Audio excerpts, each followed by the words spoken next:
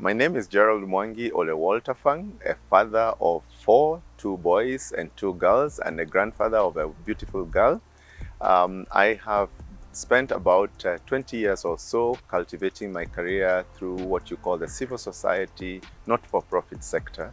I started as a volunteer, built myself up through that system into an officer, then into a national coordinator, and ultimately into a CEO, which has also helped me to sit on a couple of boards.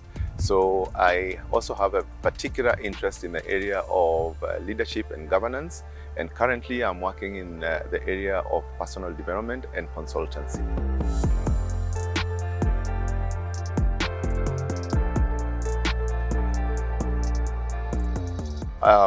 I want to quote Dr. John Maxwell, who says, "Everything rises and falls with leadership." And also to quote my late grandfather, Hezekiah Mundia, who always, for some reason, always called me Mutogoria. And I never understood it until I was much, much older. And I guess they understood that leadership is key in everything that we do.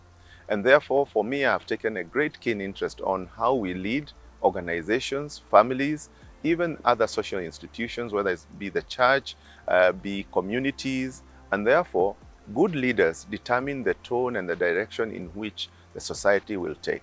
So if we fail in leadership, we actually fail then to equip everybody else around us in the direction that they need to be going, and hopefully it should be a positive direction.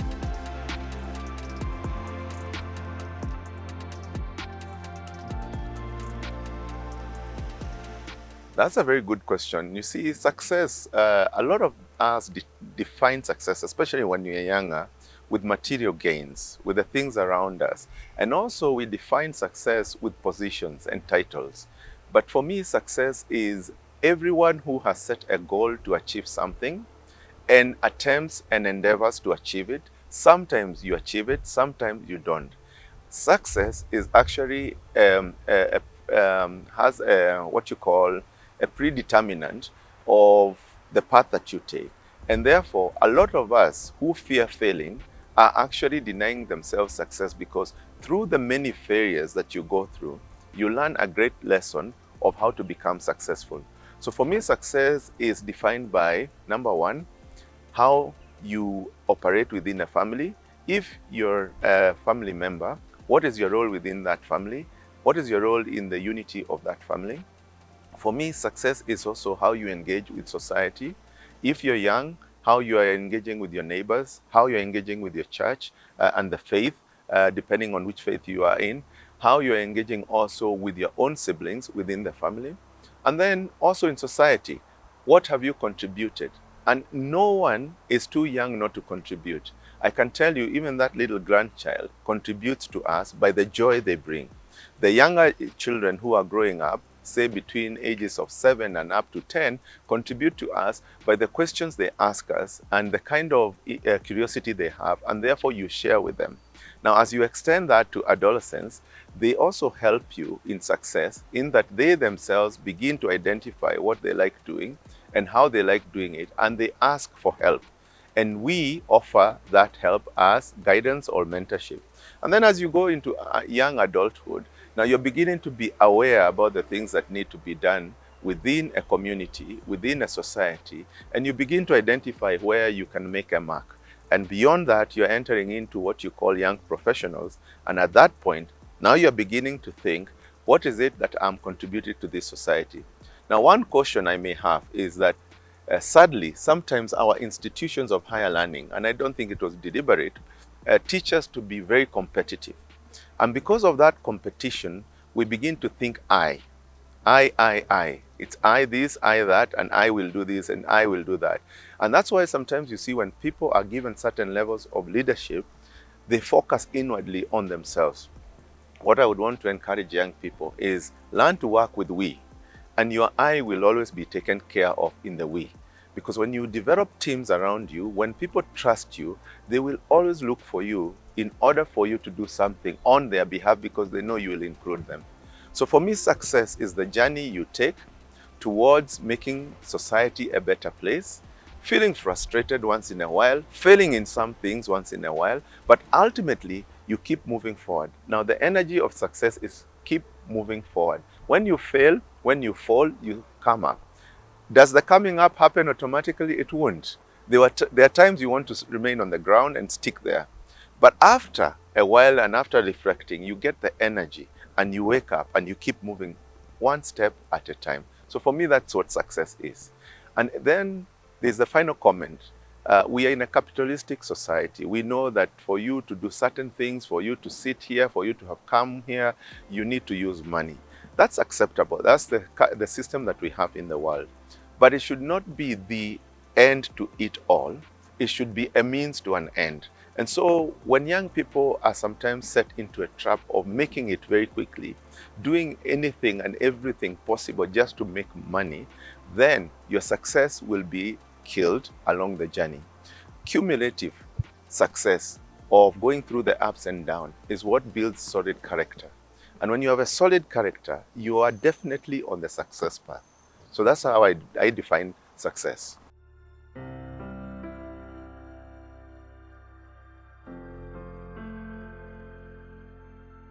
People have no idea that when I was younger, I would stutter a bit and stammer a bit because of fear.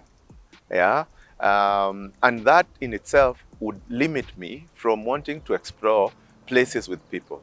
It's that grandfather who started pointing me in the right direction and making me actually go in between people and much older people. And you'd ask me to say things in front of them and to them. And so at first I felt like a failure because I wasn't able to do that. And now remember, at that stage, I did not speak English. I only knew Kikuyu, and then I had people laughing at my Kikuyu because I was born in Embu. And that Kikuyu had some element of like Kirinyaga or something. So I always felt that people made me feel inadequate. So I moved from there. Of course, then in school, they were the targets that you have. I was a proponent, still is, of the late president, Mwai Kibaki. During our time, we were told, if you get your highest grade in standard 7, that was CPE for us. If you get your highest grade in Form 4, that's Division 1, and then you get your highest grade in A-levels, Kibaki will pay for your school for free. So guess what? What was my goal? To try and get all of them. Did I get them? I only got one. one of the three. So CP didn't get the 36 point, but got enough to enter myself into a good high school. The Form 4 got a good Division 1, but not the Division 1 Kibaki got. And then, of course, the A-level, I got my own grade. So there again, you get that sense of failure, which later I learned it's not failure, it's a process. Then along the journey, what did I want to do? At one point, I wanted to be a lawyer, but a conversation with my late dad, a very simple conversation, deviated me from that area because he could see my personality and what I want to do. So he gave me a bit of an interview like you're doing, and he found out, which he always knew, is that I have an element of wanting to help others. And he didn't feel that that would be the most appropriate place for me. So again, of course, then I would say, I may have failed to go into law school. And therefore, is it a failure or not? Then there are things that you plan yourself. As you get older, we have this thing about age. By this age, I should have this. By this age, I should have that. So there are things I may have wanted to have or to do that I haven't done. Some of them, after realization, they don't matter. So I don't quite call them failures. But some of them, I do call them failures because I say, I could have done this much earlier. One of the things that I always crack a joke with my wife is, I should have met you much earlier so that we would have been married much earlier. Why? The kids would be getting older along with us, yeah? So that by the time them they are gone, nyinyi bado mnaendelea kuwa wachanga.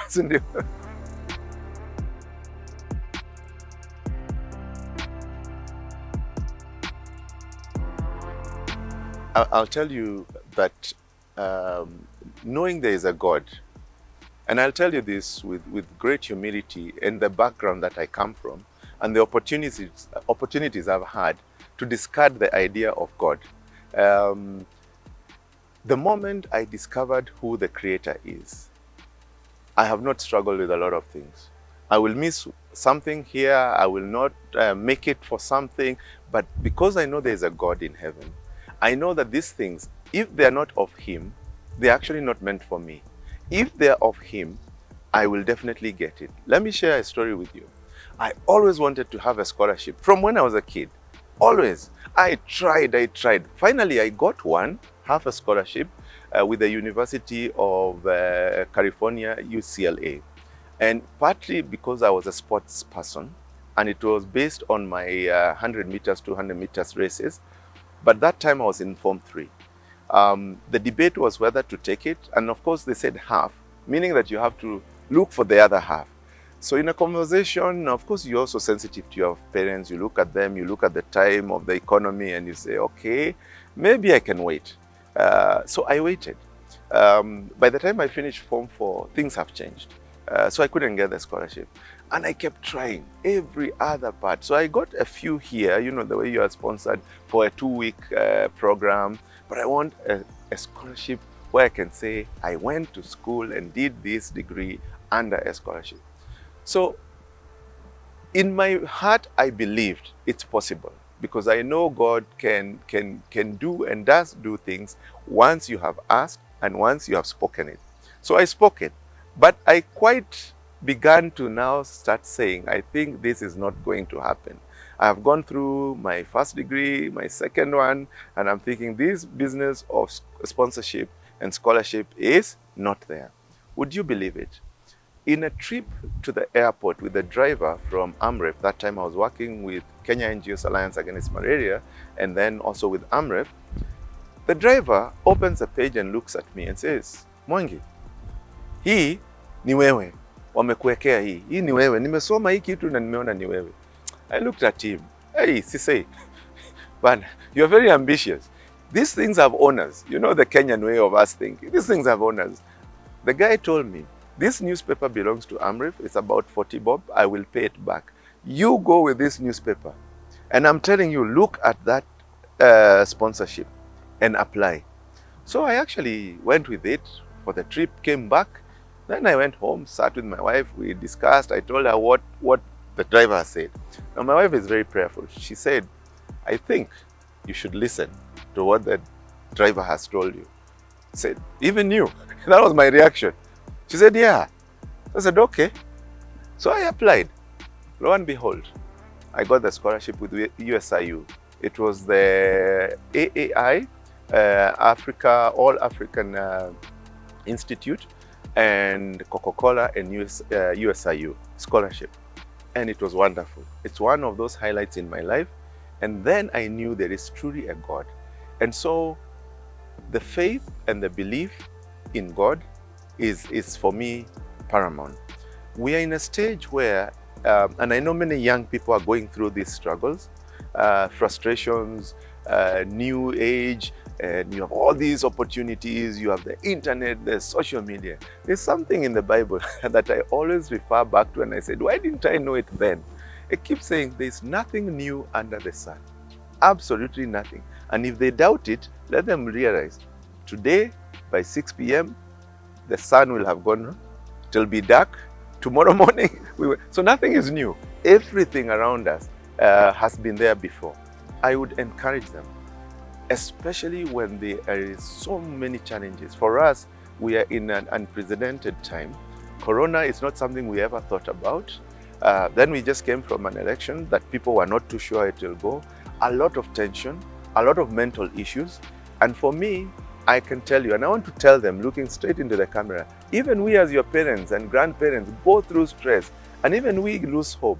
But the difference is, what's your belief? Now, those of faith and strong belief will cut through. And you know where they say 10,000 on this side, 10,000, you're just walking through. Yeah? Sometimes I even crack a joke. Karonzo must have known something when he says, nitapita katikati. Yes. Yeah? Yes.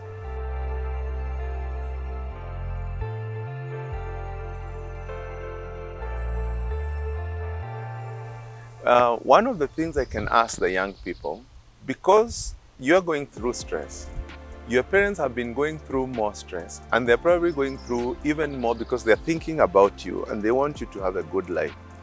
There's something my son, my eldest son, he's called Jerry, taught me. And I was very proud of him doing that. Sometimes we as parents scare you coming to talk to us. Unakuja kunipea stress na mimi zangu zimepanda. So even when you look at my face, unasema, today I was motivated to talk to dad, lakini that face, maybe not. So one of the things I would recommend to the young people, don't fear and teach yourself soft skills to speak to your parents. Have a way of engaging with them. Don't avoid them. Actually learn to engage them and find out your parents' style. We are not all the same. Some of us like stories. So along the journey, tupa ka story hapo katikati na nikako. But you're creative enough. You did drama, you did debate. All these young people are brilliant. Unaiweka ni kama mtu mwingine. Hey mom, dad, hey, kuna jamaa pale campus. You know, sijui anapitia hivi na hivi. You know, ni beshte wangu sana. What would you advise me to talk to this young person? He's my friend or she's my friend. What would you? And you see, as he's giving you the advice, somewhere along it clicks. It's sounding a bit like it is you, yeah? But then what you have done is you have taught your parents to be able to talk to you. That's one thing. The other thing is that stress is guaranteed like birth and death. And change is also guaranteed. You go through change every day. This morning you woke up, maybe you do things in a certain way, the cup broke. You know, you'll always find something changing. The best way to deal with it is to train yourself, not to take it personal. There were times I thought it's only me, things are happening to. And then for you who also the faith is a bit shaky or you have no faith, you start saying, kweli tulilogwa. Yeah, we were cast by, you know, I hear my great-great-grandfather, they did what. So if you internalize that, it becomes your source of energy internally. And that's a negative source. But if you say, I know everybody goes through this, I know this is a painful path I'm taking, then you must also find mentors along the journey. Peer-to-peer mentors, because that's the first place. You talk to your friend and say, whoa, hey, have you gone through this? They tell you, that one is small. Let me share about mine. When they share, you say, I better carry my own. Yeah. So peer-to-peer mentors. Then there is mentors who are older than you in that area. You see, sometimes we make mistakes of going to the same person for everything. Sometimes it's this individual is better placed for this particular problem or challenge that you're going through. So you walk with them. And then you learn to also share. And if you get a good mentor, how do you tell a good mentor? They are vulnerable. They will share with you very intimate stories that you even look at them in surprise. Should I be hearing that? Do you really want to continue? But a good mentor knows that if I don't share with you the pain path I've gone through, for you to realize, yeah, hata wewe, even you guys, and the way I see you. Some of your mentors, you see them on TV, you see newspapers or whatever. So even him, he goes through pain, she goes through pain. That now helps the person to realize it's a process I have to go through. And then also, in that journey, we allow you also, we can't help you avoid everything. It's not healthy to avoid everything. No, sometimes lazima uzame kwa maji kidogo. Hey, I have no air. You're sinking. They say, yeah. And you're saying, yeah, and my hand is up, you're not coming for me. Yeah, it's okay. Ukicha kunywa maji kidogo, you drink a bit of water. Then they come and pull you out. So they ask you, hey, how was the experience? Hey, I thought I was dying. Yeah. So what did you do? I paddled, you know. So that's just an example, using an analogy of, say, in a swimming pool or somewhere in a river, if it's for somebody. We used to swim in rivers when I was back at home, yeah? So for me is to encourage them, yeah, to be able to know where to turn. Always have somewhere where to turn. In my journey, as I started as a volunteer, I had somebody to turn to. And lucky enough, maybe it's God's way of also protecting you. You see, God knows all of us. Knows what your dreams are, knows what you're quiet. When you're showering, you cry, you know. Even these men, you see, they say they don't cry. Saila naoga analia kidogo sasa kwani nimesaulika. You know, so everybody cries at some point, yeah? At that point, God knows where you need to be. But sometimes delays you getting there for whatever reason. And as you get older, you find out why you are delayed there. And once you go through those processes of delayed gratification, you begin to build character. And that's what you're looking for. Those who have survived, those who are strong enough, is built on character. Now, it doesn't mean things will be smooth. It just says you will be able to navigate through the turbulence.